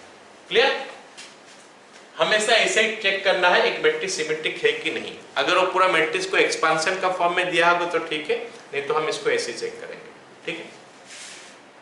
चलो अगला देखते हैं, ये कुछ प्रॉपर्टी है सिमेट्रिक का। A प्लस ए ट्रांसपोज हमेशा सिमेट्रिक होता है, ए ट्रांसपोज ए सिमेट्रिक होता है, A minus A transpose skew symmetric होता है अगर A इज स्क्वायर मैट्रिक्स है तो। ओके, प्रॉपर्टी मेन करके ये इंपॉर्टेंट प्रॉपर्टी है, क्या बोलते हैं उसको, ये वो तो एक पढ़ लिए, उसके बाद क्या, ये वाला एक मैट्रिक्स A है, उसको सम ऑफ टू मैट्रिक्स लिखते हैं हम, A मैट्रिक्स को सम ऑफ टू मैट्रिक्स लिखते हैं, तो ये हमारा सिमेट्रिक मैट्रिक्स हो गया और ये हमारा स्क्यू सिमेट्रिक मैट्रिक्स हो गया। This is the symmetric matrix and this is skew symmetric matrix. ठीक है, ओके।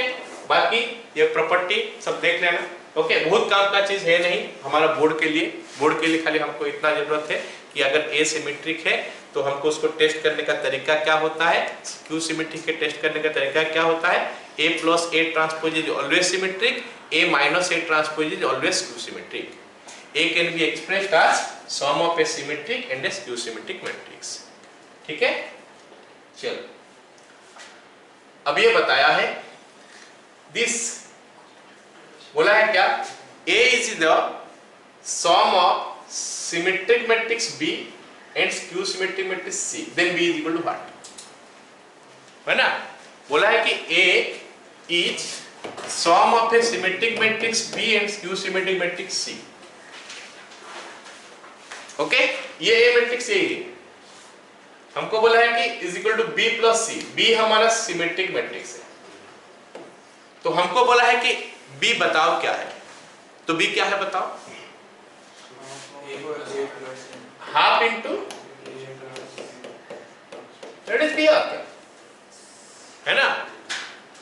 अगर B सिमेट्रिक मैट्रिक्स है, अभी तो जस्ट पहले बताया A is equal to this one plus this one, so इसको हम B लिख सकते हैं और इसको हम C लिख सकते हैं। A is a sum of a symmetric plus skew symmetric matrix. हमको सवाल में बोला है कि सिमेट्रिक मैट्रिक्स जो है वो बताओ, A is the sum of symmetric matrix B plus skew symmetric matrix C, तो B का बारे में बताओ। मतलब एक्चुअली हमको half into A plus A transpose पूछा है, क्लियर, निकाल लिया क्या। So that is equal to half into A plus A transpose. A हो गया हमारा 685 4 2 3 971 और A ट्रांसपोज हो गया हमारा 685 4 2 3 971, हो गया। इसका हाफ करना है, so what I am getting 2 into this which is coming 6 I think, अच्छा half into 12 then 14, then you have got 12 4 10, तो फिर 14 10 2, इसमें हाफ करोगे तो आएगा 6 6 7, ऑप्शन है, clear, okay.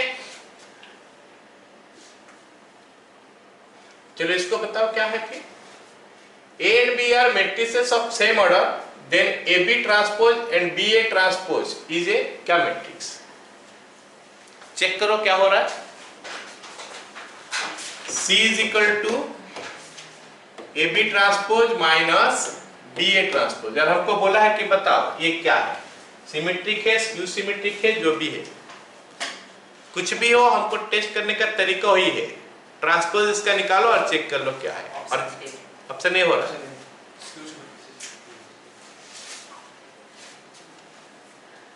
C transpose is equal to AB transpose minus BA transpose का transpose. चलो ट्रांसपोज का सिंबल हम अलग सा यूज कर रहे हैं यहाँ पे, तो जो यूज करें उसी का लगते हैं।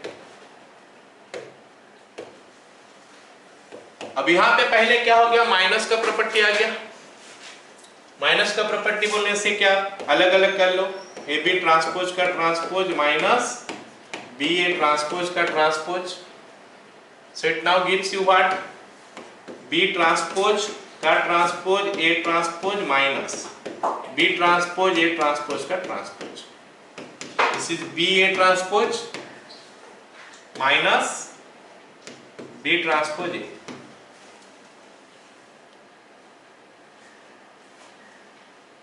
गड़बड़ हो गया क्या,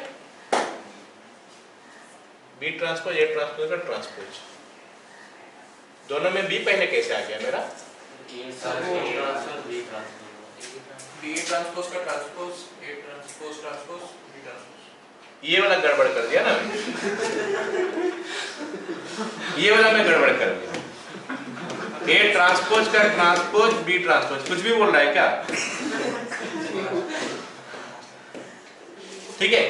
ये हो गया हमारा AB ट्रांसपोज माइनस कॉमन लोगे तो आ जाएगा A B transpose minus B A transpose. मेरा कहने का मतलब है कि ऐसे ही चेक करोगे, कोई भी मैट्रिक्स दे दिया उसको चेक करने का तरीका ये होता है। और भी क्वेश्चन आता है इसके ऊपर, वो क्वेश्चन क्या आता है कि ये एक सिमेट्रिक मैट्रिक्स है तो बाकी इसको चेक करो, ये स्क्यू सिमेट्रिक है तो बाकी इसको चेक करो, उस टाइप का क्वेश्चन भी आता है, तो हम लोग उसको भी डिस्कस करेंगे आगे। क्लियर, ये वाला समझ में आ गया? तो C transpose is equal to minus C, मतलब स्क्यू सिमेट्रिक।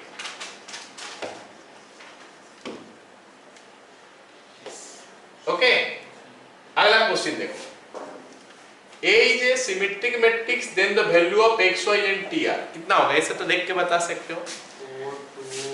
x का वैल्यू 4 है ना, y 2 और t माइनस 3 हो गया। 4 2 माइनस 3 देख के ही बता सकते हैं। चलो आगे, if A is both symmetric and skew symmetric, then A का बारे में बताओ। एक ऐसा मैट्रिक्स जो कि सिमेट्रिक भी है और स्क्यू सिमेट्रिक भी है, तो उस मैट्रिक्स का बारे में बताओ। वो कौन सा मैट्रिक्स होता है? Zero matrix. जीरो मैट्रिक्स ना सारे कंडीशन को ओबे करता है, मतलब सिमेट्रिक मैट्रिक्स को भी ओबे करता है, स्क्यू सिमेट्रिक मैट्रिक्स को भी ओबे करता है, तो A is a zero matrix. Okay, अगला, A is a skew symmetric matrix. और अच्छा इसमें बता देता हूं, है ना, इफ लिख सकते हो इसको, इफ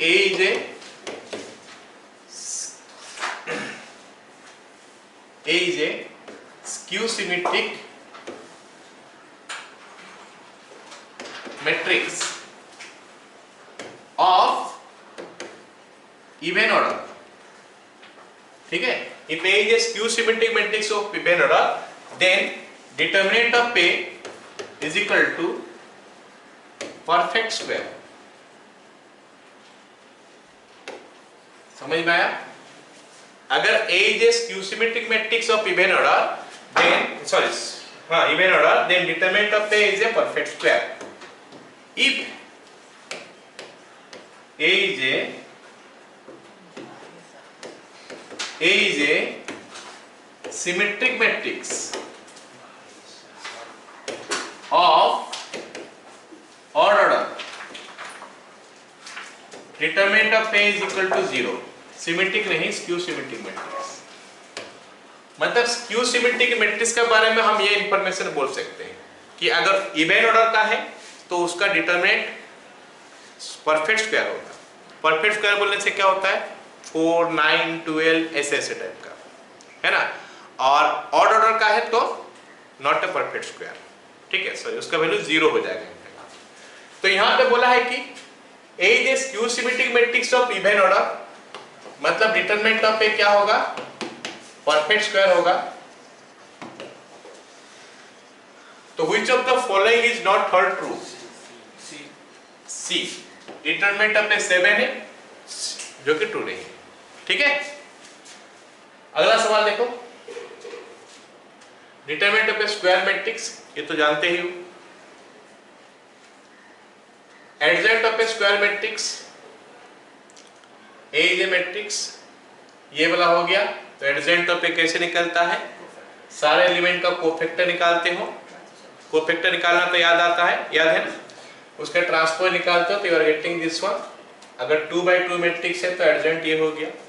ओके, चलो अब एडजेंट का कुछ प्रॉपर्टी है। अच्छा, ये डिटरमिनेंट ऑफ ए का प्रॉपर्टी है, सी होगा ना। हाँ, तो if A is a square matrix of nth order, then determinant of k into A, k to the power n into A का डिटरमिनेंट, ठीक है, ये हम पढ़े। If A is a square matrix of nth order, determinant of A k to the power n into determinant of A होता है। तो यहाँ पे ऐसे बोला है कि थर्ड ऑर्डर है, तो k का mod is equal to k cube into A mod. कितने बार हम पढ़े हैं, है ना। चलो अगला सवाल देखो, अब बताओ कितना होगा इसका आंसर? 56। ठीक है, 2a का मॉड इज इक्वल टू 2 का क्यूब इंटू a का मॉड। 2 का क्यूब 8 होता है, मॉड है 7 दिया है, आंसर हो गया 56। ओके, अगला सवाल, if A is a skew symmetric matrix of order 3, determinant of A is equal to,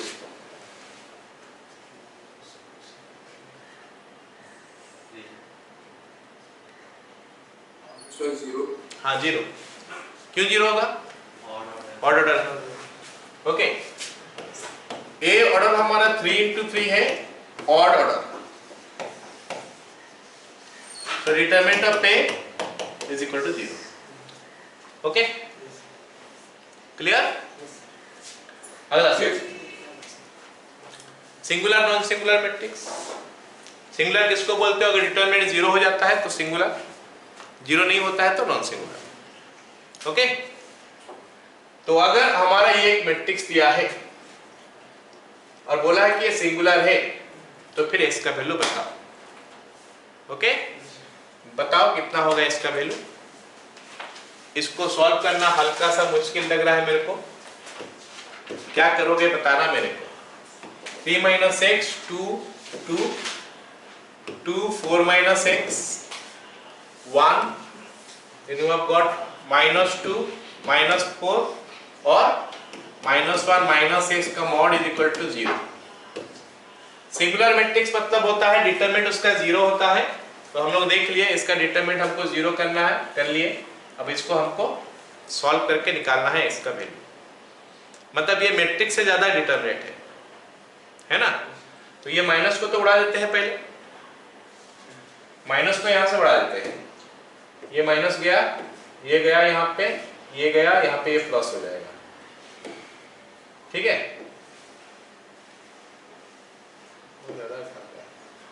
तो बोलो अगर ये हो जाएगा माइनस, ये माइनस किया, ये 1 plus x हो गया इज इक्वल टू 0। अब इसके बाद हम क्या करेंगे, फिर भी एक्सपांड करेंगे तो क्यूबिक में मिल रहा है, तो फिर हमको डिटरमिनेंट का कुछ प्रॉपर्टी याद होना चाहिए। डिटरमिनेंट का क्या करते हैं हम लोग, कोई भी 3 तो कॉलम को ऐड कर देते हैं या फिर 3 तो रो को ऐड कर देते हैं, सो दैट हमको सेम वैल्यू मिल जाता है ना। उस टाइप का कुछ करते हैं, तो उस टाइप का करने से भी मेरे को नहीं लगता है कि कुछ मिल रहा है। मेरे को मिल रहा है क्या? Yes sir. C1 changes to C1 plus C2 plus C3. C1 changes to C1 plus C2 plus C3, ये 7 हो गया, ये 7 हो गया, ये 7 हो गया, है ना। चलो, C1 changes to C1 plus C2 plus C3, तो ये 7 minus x, -1 minus x. हाँ Sir. ठीक है sir. ठीक है, 7 minus x, 7 minus x, लेकिन ये तो हो नहीं रहा है पूरा, 7 plus x हो रहा है, तो 2, तो इट्स नॉट वर्किंग प्रॉपर्ली। तो फिर क्या करें, नॉर्मल करना पड़ेगा और क्या, है ना। कोई कोई एलिमेंट को 0 करना पड़ेगा, इसको 0 कर देते हैं।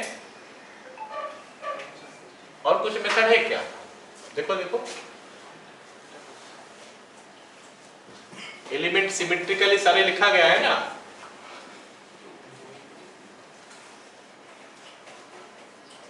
नहीं,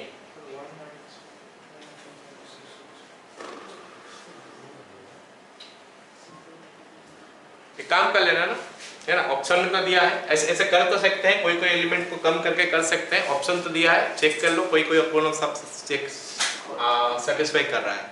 एक बार तो 0 ये दोनों में है, 0 देखो सेटिस्फाई कर रहा है क्या, अगर कर रहा है ठीक है, तो फिर ये दोनों में से एक ऑप्शन होगा, है ना। अगर नहीं होगा तो फिर 3 पुट करके देख लो, 3 में तो 3 ऑप्शन का आ जा रहा है, कौन सा होगा देखेंगे ना, डायरेक्ट करके देखते हैं ना। छोड़ो, क्या करेंगे बोलो, एक्सपेंशन डायरेक्ट हम क्यों करें। इस एलिमेंट को 0 करते हैं, इस एलिमेंट को, अच्छा लिखते हैं 3 minus x 2 2, फिर ये हो जाएगा हमारा 2 4 minus x और ये 4, फिर ये कितना होगा 0, ये माइनस कर दिया इसके साथ, तो x minus 3 और ये इसके साथ माइनस हो गया तो x माइनस 3। कुछ ऐसा हुआ क्या? फिर ये दो तो एलिमेंट आ गया ना, x माइनस 3 बाहर आ रहा है। हाँ, तो x माइनस 3 बाहर आ रहा है, x माइनस 3 बाहर आ गया तो यहाँ पे आ जाएगा हमारा एक एलिमेंट तो 3 हो गया, मतलब एक एलिमेंट तो 3 हो गया, ये तो पता चल गया। और उसके बाद क्या कर सकते हैं, इसको इसके साथ माइनस कर देंगे क्या? नहीं, इसको इसके साथ माइनस कर देंगे, ठीक है। तो you will get what? 3 minus x 2 0, फिर 2 4 माइनस x 1 2 4 1।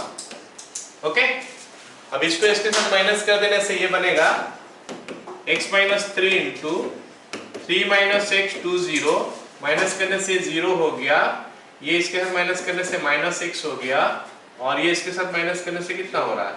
0, देन 2 4 और 1 इज इक्वल टू 0 है। तो अब इसमें एक्सपांड कर देंगे तो 1 इंटू दिस माइनस दिस, तो एक तो 0 आ रहा है, एक तो 3 आ रहा है, ठीक है। You are getting what? x minus 3 into x into x minus 3 is equal to 0। That means x का वैल्यू एक 0 हो रहा है, x का वैल्यू 3 आ रहा है, मतलब 3 इज द रिपीटेड रूट, ठीक है। इसका किंतु वैल्यू आ रहा है 3 इज द रिपीटेड रूट, और ये तो ऑप्शन सी करेक्ट हो गया, ठीक है। क्लियर? कितना टाइम हो गया? मेरा घड़ी बंद हो गया,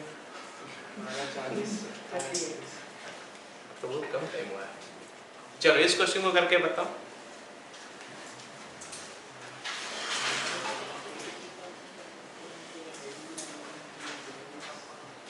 ये क्वेश्चन हम पहले भी किए थे। ये क्वेश्चन डायरेक्ट मतलब मैथमेटिक्स के साथ कुछ प्रोबेबिलिटी मतलब परम्यूटेशन कॉम्बिनेशन टाइप का भी है, ये है ना। कितना तो नहीं बोला है, कितना तो मैट्रिक्स ये नहीं बोला है, खाली बोला है कि less than this this and this, okay बोला है। The number of 3 by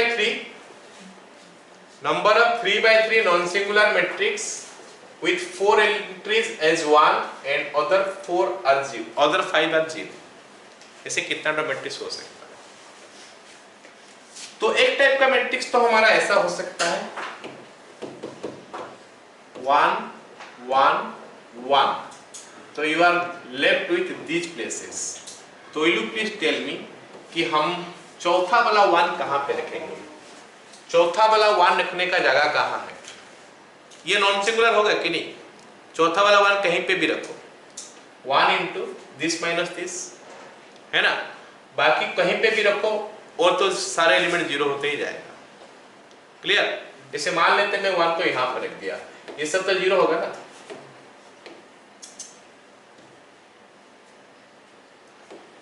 ये सब तो 0 होगा, तो 1 into this minus this, 1 you are getting, then 1 into this minus this, 0, सब तो 0 ही हो जाएगा। इसका मतलब है कि अब हम अगर 1 कहाँ रखेंगे देखेंगे तो मेरे को मिनिमम कितना मैट्रिक्स तो अभी पता चलेगा। 1 can be placed in how many ways? 6, तो 1 can be placed in 6 veg.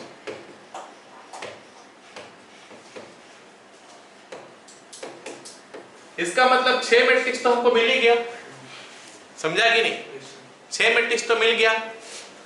अब अगर मैं A को ऐसा लिखता हूं,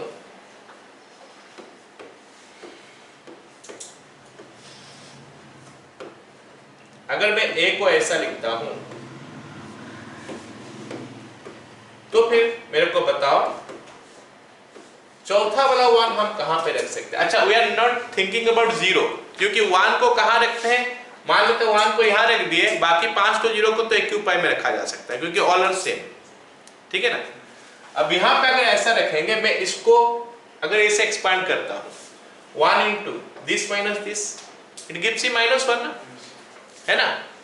बाकी चौथा 1 कहीं पे भी रखो चलेगा, 6 ways 1 can be placed in 6 ways. तो ये 4th 1 का बारे में बात कर रहे हैं। 4th 1 can be placed in 6 ways, तो मिनिमम तो 12 हो चुका ऑलरेडी, है ना। तो आंसर हो जाएगा क्या? एटलीस्ट 7, 6 + 6 12, और ऑप्शन हम खोज सकते हैं ठीक है, तो वी आर गेटिंग 12, तो यहाँ पे हमको एटलीस्ट 7 मिल गया, ठीक है। चलो अगला सवाल देखो, बताओ क्या होगा ये। हमको बोला है कि ए ट्रांसपोज का value is equal to A transpose into A है, और हमको बोला है कि B is equal to A inverse into A transpose है, तो बी ट्रांसपोज का वैल्यू क्या होगा। चलो ट्राई करो पहले, बी ट्रांसपोज क्या होता है बताओ।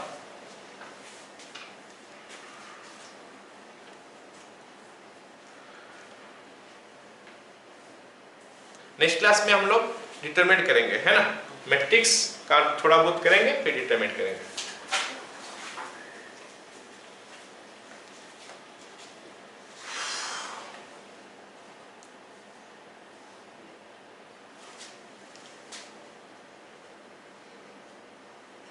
क्या बोला, बी ट्रांसपोज, बी को लिखते हैं ए इनवर्स ए ट्रांसपोज, यही दिया है ना ऑप्शन है, ऑप्शन ए आई आ रहा है, हाँ okay. A transpose into sorry B transpose is equal to, निकालने के लिए बोला इज इक्वल टू बी का वैल्यू हो गया A inverse into A transpose into A inverse into A transpose का इनवर्स, नहीं का ट्रांसपोज, है ना। अभी ट्रांसपोज का प्रॉपर्टी अगर हम यूज करेंगे तो ये उल्टा हो जाएगा, so you will get what, A inverse into A transpose, then A transpose का ट्रांसपोज इनटू ए इनवर्स का ट्रांसपोज, ओके। तो यहाँ पे एक इनवर्स का भी प्रॉपर्टी यूज हो रहा है सब, ठीक है। चलो पहले तो इसको करते हैं, ए ट्रांसपोज का ट्रांसपोज क्या होता है, ये होता है, तो you are getting what, A inverse A transpose A, then it will be A inverse का transpose, that is A transpose का इनवर्स भी हम कर सकते हैं। अच्छा रहने देते हैं इसको ऐसे, ए इनवर्स का ट्रांसपोज, ठीक है। But it is now helping me, अभी तो मेरे को ये हेल्प नहीं दे रहा है, लेकिन इस जगह को अगर हम इंटरचेंज कर देंगे using this property, this sorry ये गिवन थी यूज करके अगर इंटरचेंज कर देंगे, ए ट्रांसपोज ए को ए इंटू ए इनवर्स कर देंगे, तो कर देंगे तो हमको क्या मिलेगा देखो, so you are getting what, A inverse, then you are getting A transpose, then you are getting A inverse का transpose, so what you are getting, A inverse into A मिला, A inverse into A is I, है ना, A inverse into A is your I, this is inverse है, तो this is I into, यहाँ पे मैं transpose का property अगर मिला दूं तो you are getting A inverse into A, इसका ट्रांसपोज, आई थिंक सबको समझ में आ गया, है ना। अब ये वाला पार्ट हमारा फिर से I हो गया, this is also I का इनवर्स, नहीं I का ट्रांसपोज, और हम पढ़े हैं कि किसी भी I का ट्रांसपोज I होता है, तो ये I स्क्वायर हो गया, I स्क्वायर का वैल्यू I हो गया, क्लियर है लोग, ठीक है। चलो हाँ बोलो, हाँ समझ में आया ना, ठीक है कोई बात नहीं। तो आज का क्लास हम लोग यहाँ पे खत्म करते हैं, ठीक है ना। नेक्स्ट क्लास में कुछ और क्वेश्चन करेंगे मैट्रिक्स का, and in addition to that determinant का क्वेश्चन करेंगे, राइट।